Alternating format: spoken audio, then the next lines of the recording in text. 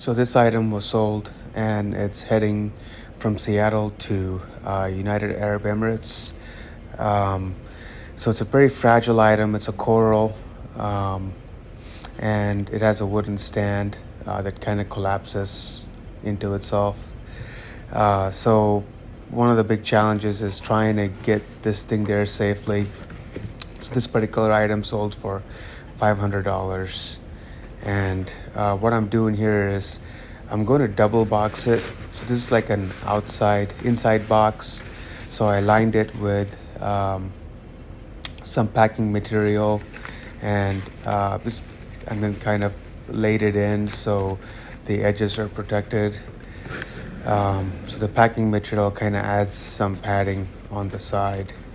Um, so you with this kind of item, you really want to have two boxes, an inside box and an outside box. So the inside box is pretty much meant to just hold the items you're shipping, and the space between the inside and the outside box, you add some padding to give it, kind of a shock absorption, right? So what I'm trying to do is I'm just trying to build out my inside box, trying to make sure that the coral is not going to move within the box, because the more it moves, the more damage it's going to get. So what you want is you want it to be nice and sturdy in there, held in place. So I used that with packing material. I had some bubble wrap um, to kind of hold it in place. And once I do that, I tape it really good. Just a simple store-bought tape, nothing fancy here. I just want to make sure to, hold it in place and not move around. And one other thing is when you pack international orders like this one, you want to make sure that they can be inspected, because you have to anticipate that a customs person might open it and check it. And if you make your packaging too complicated, once they inspect it, I'm not sure how good they're going to pack it. So you want to make it as simple as possible for an inspector to look at it and put it back, the way you meant it to be put it back, so they don't take any shortcuts. So you kind of have to watch out for all that. So here's the outside box. So what I'm doing is I want to add some shock absorbent to my inside box. So I'm reusing these corner pieces that I have from my other shipments that I had before. So this is the outside box right here. So I'm just taping it up. I'm just taping up the box real quick before I put the inside box in there.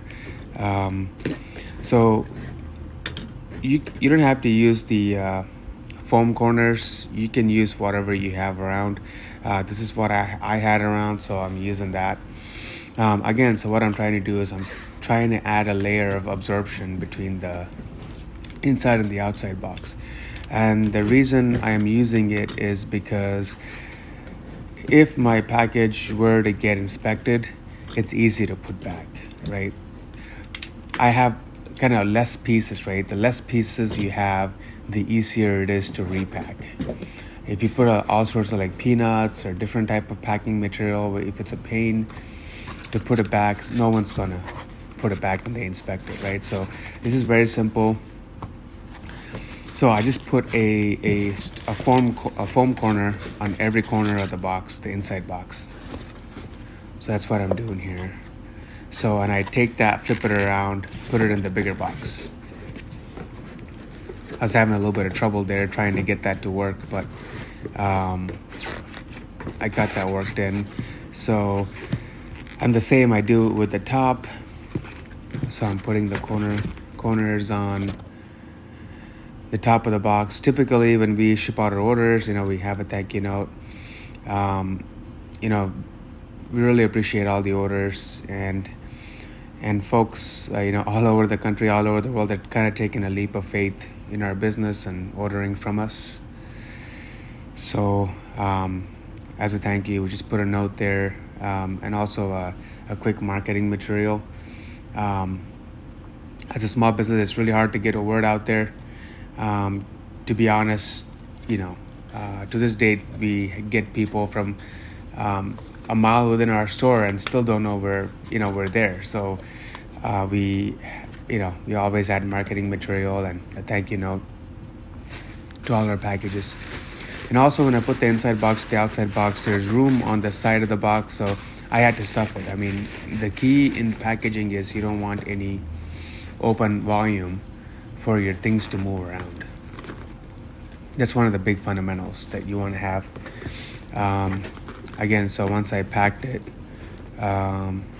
so just tape it really good. I get really crazy here. I just tape.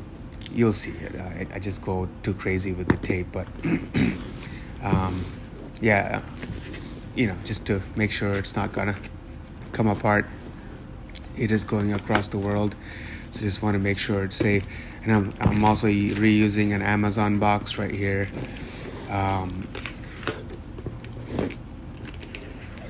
And one thing is, I know, so this particular video, it took me like 10-15 minutes to make it. This is a condensed 7-minute version of packing this box. But this is over 3 years of experience packing. I mean, initially when I started packing boxes, it was really, a lot of thought goes into it. I have had some stuff break in the past, and it's a culmination of all the knowledge I have over the 3 years.